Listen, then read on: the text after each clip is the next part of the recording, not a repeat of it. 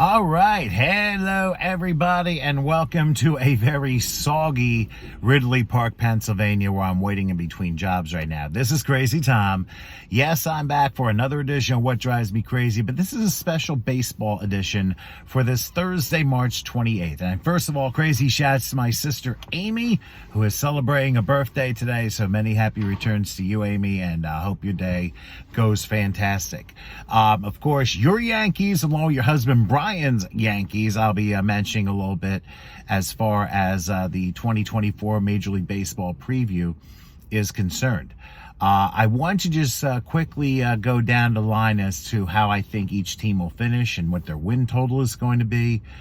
You have to understand that sometimes the picks are just pretty obvious when you see a couple of things. First of all, it's unbelievable how people talked about how bad a season the Yankees had last year. Well, guess what? You still had a winning record. It wasn't that bad.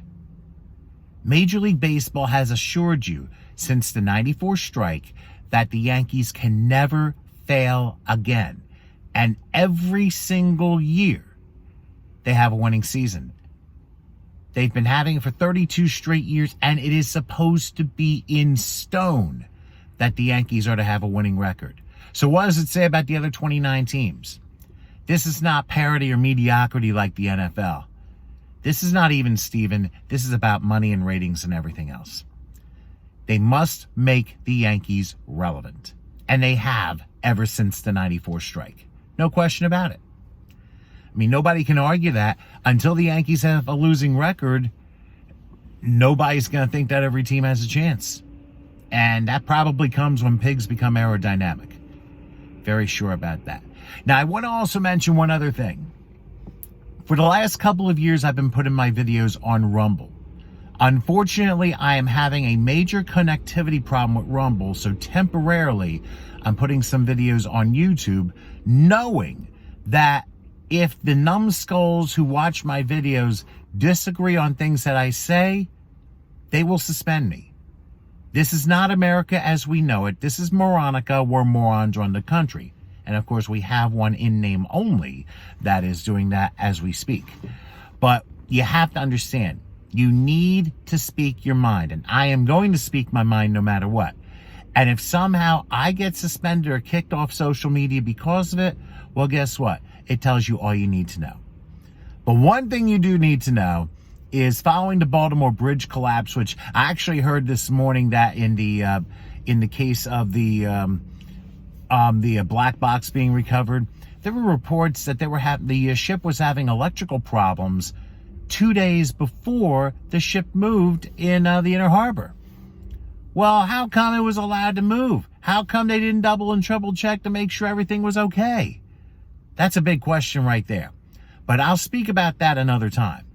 But it also makes you think as to what's going on. But Baltimore, I will mention a little bit later as far as the Orioles are concerned. But as for this year, I can really see this being almost the same year as last year, with a couple of different exceptions. Now, let's begin with the American League and the AL East. Now, Baltimore won that division last year, but they got swept by what then became the champion Texas Rangers. I can see those two teams battling at it again for the best record, but there is one problem. The New York Yankees during the offseason got a lot better. And that was because of baseball's help. Where do you see a one-sided trade that brings Juan Soto and Trent Grisham to the Yankees and a couple of other people for like minor leaguers? I mean, that is an automatic heist, and baseball, the league, the corporation, the executives, the board of directors, they approved the trade. It wasn't even. It was to make sure the Yankees were competing for a World Series again.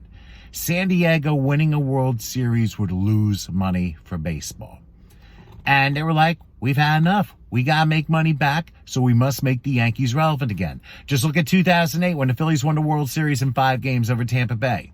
The next year, baseball made sure the Yankees became the American League All-Star team and were handed a World Series at the Phillies' expense. Listen, that's how it works in the economy. Everyone talks about, oh, we want these championships, but that's past tense. It's about money. Look what the NFL did with the Kansas City Chiefs. Everybody knows that the Chiefs won the Super Bowl because of Taylor Swift, not in spite of her. And because they argued the fact that Taylor shouldn't be interfering with this football, well, guess what? People were punished. Look at Al Michaels. He said the sideshow should not be the show. Guess what? He gets penalized. He doesn't get to do a playoff game online or anything like that. He gets suspended for his remarks. And Kansas City goes on to win the Super Bowl. But look at Baltimore. And we'll go back to them again. The bridge collapse and the Ravens throwing a game against Kansas City in the AFC Championship. Baltimore lost on purpose. The NFL told them Kansas City needs to go back and they need to win so we can fulfill the storyline. And that's exactly what happened. You don't get paid millions to play football. You get paid millions to follow the narrative of the league. And the same can be said for baseball. But let me run by the American League East. I mentioned Baltimore, and then I, of course, mentioned Texas. But like I said, the Yankees have gotten a lot better. Their balance in the lineup is a lot more forceful. And I think it's not going to be a strong American League East with the exception of Tampa Bay also hanging around like they always do. I don't think the Orioles win the AL East because they're having a rough start. They're missing two of their key pitchers, but they will make it through into the playoffs with the young talent that they have, and it is impressive. The Yankees, believe it or not, I have them winning the division. I have Tampa Bay third. Toronto's going to take a step back, and Boston, it seems like everyone that comes to Boston gets hurt. So there's going to be no tea party at Fenway Park. I have the Yankees at 93 wins, Baltimore 92, Tampa Bay 85, Toronto 81, and Boston 71. Going to the American League Central, might be the weakest division in baseball. Detroit seems to have gotten a little better. Cleveland, the Indians, or the former Indians. I don't call them the Guardians because they're not brute. So the Indians, I don't think they're going to be much of a threat. Kansas City and the White Sox, oh boy. This is going to be a diabolical division. But the Twins are still going to be good. I don't know if they're League Championship Series material. You'll find out a little bit later. But I still see the Twins winning the division with 85 wins. Detroit, a lot of people have them with a winning record this year. I'm one of them because the Central's just so bad. I think they win 82 games. Cleveland wins 78, Kansas City 70, the White Sox 66. Comiskey Park is going to be a ghost town in Chicago this summer, I hate to tell you. The American League West, you could think it's a three-team race. But the way I look at it, the Rangers, I think, are going to miss Jordan Montgomery. Of course, at the last minute, he signed with Arizona. That's going to help their pitching staff. The Astros are going to be the Astros. They're going to hang around, but they're an older team. I think the team that makes a step in the right direction this year is Seattle. I think Texas will still be a threat. I don't know if they're a World Series competitor this year or not, but I do like Seattle. I think a young club with a pretty balanced group of people and good pitching and stuff. And look out for our old friend J.P. Crawford. He had a great year last year. I think he might follow up. Seattle's got some players. And because of that, I have Seattle winning the American League West and having the best record in the American League with 94 wins. I have Texas at 92 and Houston at 86. The other two, forget it. The California Angels, awful. 74 wins. And the last year for the Oakland Fs, before they become the Las Vegas Super Fs, 63 wins. I spared them 100 losses because they're playing in Oakland for the last time. And obviously the A's fans have been basically backstabbed by management. Everything's about money. But this also says one other thing. Management does not want to be in a city where the crime is so extravagant that everyone is in trouble. Look what happened to Golden State, the Warriors. Look what happened to the Oakland Raiders. And now, look what's happening to the Oakland A's. Everything now is in San Francisco. And it's because Oakland cannot figure out what to do with crime. It is too dangerous of a city to live in, and that's probably why management wants to get the bleep out of Dodge as fast as they can. Think about it from that perspective. Although I will say the Oakland Coliseum is still a very good place to watch a baseball game. If you get the opportunity, if you go to Oakland, please, one more time, go to the Coliseum. It's a nice place to see a game. I don't care if it's old. It's a very good place to see a game. I'll go by my playoff spots in moments, but let me go to the National League. Let's begin with the East. And the East is going to be competitive. You got Atlanta, you got the Phillies, and you got Miami, who had a nice run last year, looking to do it again this year. And then you got two teams in the Mets, who are incredibly peculiar because they could go either way. And you got the Nationals, who are the GNATS, the Nats. And it's going to be a bad year for them. Some people saying they could lose over 100 games. I'm not going to be that brutal, but I also am not going to be very charitable. The Braves are going to be the Braves. People are going to ask, are the Phillies going to be the team to unseed the Braves in 2024 for the National League East crown? The answer to that is no. Because the Braves still have that powerful of a lineup, and their pitching is even with what the Phillies have. The Phillies did not do very much to improve their team in 2024, except get Whit Merrifield from Toronto. Now, of course, Taijuan Walker out for the beginning of the year. So now your big three is Wheeler, Nola, and Suarez. And Zach Wheeler, it's about time he's the true ace of the club. Aaron Nola is not an ace. Aaron may have a better year being the two pitcher. And if that's the case, that's a plus. This is not about the four aces. This is about where everybody, what role everyone plays here. The big mistake for the Phillies, I think, is that they did not fix their club and become a more singles and doubles hitting club rather than a home run bashing club. Yes, we know about Schwarber, but he's not a leadoff guy. We know about Bryce Harper. You know what he can do. JT Realmuto, you know what he can do. Alec Boehm, you know what he can do. A lot of power bats in the lineup. But where are you going to find the singles? Where are you going to find the doubles when you need them? Look at how the Cardinals played for many, many years. It wasn't about the home run. It was getting the timely hits, moving people around the base. That's how the Phillies lost to Arizona in the League Championship Series last year. They lost because they were relying on the home run and they couldn't get the timely hit. While Arizona didn't need the home run, but they got the timely hit that they needed, and they got excellent bullpen work. And the fact that the Phillies did not win the pennant again in 2023 tells you they could be on a downward spiral. Some people say this and next year could be the years the Phillies are World Series quality. I'm not so sure. But what I am sure is, you look at the Miami Marlins, some people say they might take a little step back. I think they're going to be a pretty good club, and not many people are going to take notice. They may actually have a home field advantage where you can basically bring noisemakers to distract opponents inside Lone Depot Park. Remember, that's indoors, so sound travels. And the Mets, they're just too peculiar of a team.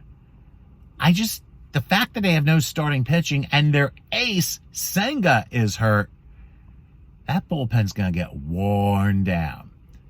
Don't expect the Mets to do much, if anything. And the Nationals, well, you know how it is. So the Phillies are not going to overtake the Braves in the East. I had the Braves at 95 wins, the Phillies 91, Miami 87, the Mets 75, and Washington 70. As far as the NL Central, a lot of people are down in Milwaukee. I'm not ready to say that yet. Their bullpen's still good. They have a bat in former Philly Rhys Hoskins, who can definitely drive the ball out. Milwaukee's a little bit similar to the Phillies. But the difference, their starting pitching is maybe they're okay, but their bullpen's great. Philly's starting pitching's pretty good. Their bullpen, not as good as Milwaukee. And we kind of saw that last year. But I think Hoskins is going to help in the lineup. I mean, obviously he's a designated hitter. He is a liability on defense. Milwaukee's a pretty good organization. But keep in mind, about an hour and a half south, you got the north side of Chicago and the Cubs. The Cubs, I think, are going to come back this year. Now, I'm not sure if they're going to be a playoff team, but I think it's going to come down to the final week in the National League Central. And another team to watch, the Cincinnati Reds. They got off that hot start last year and then hit an ice cube and stayed in the freezer. Maybe this is the year they finally do something. It's been a long time for them. They haven't been in the playoffs since, I think, 2010 when they got swept by the Phillies in 3 games, division series. I think they are due for something magical to happen. But we'll see. And the Cardinals, they're in some trouble. I mean, last year was an awful year, and I don't see much improvement from them. And the Pittsburgh Pirates, the Pitifulsburg Pirates, that's who they are. They're just basically a feeder team to lead you up to a major market later. Given that, I have Milwaukee winning the division with 87 wins, the Cubs 84, and the Reds 82. Cardinals 74 wins, and the Pirates 66. And then finally, the National League West, and I think that's going to be a very telling division. I think as much talent as the Dodgers have, Arizona, I think, also has that talent. I know they had that run, but I don't think that run really was a fluke. The Giants got a little better with Blake Snell. The Diamondbacks definitely got better with Jordan Montgomery. And the fact they made a big trade with Seattle, I forgot who they received, but I think the team's going to be more balanced than you think. And I think they're going to make a big run in 2024. I think they have a better chance than the Phillies to get to the World Series. Cold, hard fact. I hate to say it. But let me share this also with you. The Dodgers are going to have a nightmare year for as long as the Shohei Ohtani controversy hangs over their heads. There are reports that Ohtani has bet on baseball, and there are reports that he has thrown games. That all has to be investigated. Of course, we don't know, and the media is never going to tell you the truth because of the Propaganda Act of 2012, where the media is allowed to lie to you without any repercussions given. As long as the Ohtani controversy swirls over the Dodgers' head and the clubhouse, that team may have an awful 2024. The Giants will still hang around and be a contender. And Colorado and San Diego, well, San Diego's back in their place. And Colorado did not get 20 games better when Jake Cave went there in a trade. So that's what I'm looking at right now. I think the NL West is going to be Arizona's to win at 95 wins. And I think they win it comfortably. Because I have the Dodgers at 83 wins, the Giants 82 wins, Colorado 77, and San Diego 70. That's how it is. And the reason I say that is because the Ohtani thing, it's going to be a bigger story than the Dodgers. It really is. So looking at the American League East, my division winners are the Yankees, the Twins, and the Mariners. But Seattle with 94 wins will be the 1 seed. The Yankees have the 2 seed with 93. Minnesota's the 3 seed with 85. The wild cards, I have Baltimore with 92 wins, Texas with 92 wins, and Houston at 86, making the wild card, meaning Tampa Bay just misses the cut. So the 1 through 6 seeds are Seattle, Yankees, Twins, Orioles, Rangers, and Astros. I think it's going to be Baltimore and the Yankees in the League Championship Series, but Baltimore has something to play for. I think they go to the World Series and they will win the American League pennant. Just look what happened Monday night into Tuesday. In the National League, the division winners are the Braves, the Brewers, and the Diamondbacks. Atlanta and Arizona, I have both with 95 wins, but I think Atlanta will win the tiebreaker. Milwaukee will be the 3 seed with 87. And then, for the wild cards, I got the Phillies, the Marlins, and the Cubs. So, Seeded 1 through 6 in the National League, the Braves, Diamondbacks, Brewers, Phillies, Marlins, and Cubs, which means the Phillies and Marlins have a rematch of the 2024 Wild Card Series. I do not see the Phillies getting by the division series this year. I think Atlanta will finally beat them after 2 years of embarrassment. Obviously, they will be driven. The Phillies will be driven too. But after Brian Snickers said Citizens Bank Park is like a horrible place and fans and everything else like that, remember the city who threw trash on the Alec Bohm play in 2021. Hello. Don't say you Braves fans are any better. Selective memory. But I do believe it's going to be Atlanta and Arizona for the National League Championship Series. Atlanta wins a thriller in 7 games, which leads me to the 2024 World Series, the Baltimore Orioles and the Atlanta Braves.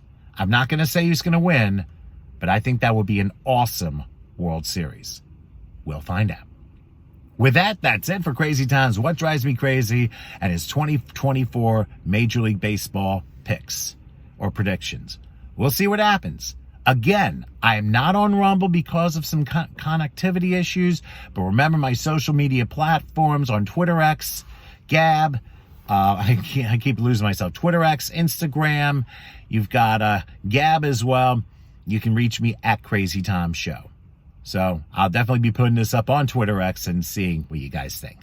Thanks, everybody. Gotta get back on the road. Join me next time for another edition of Crazy Times What Drives Me Crazy. And please, take yourself a little time and give yourself some healing. I think we all need it right now in a year where all this chaos is only the beginning. See you guys next time.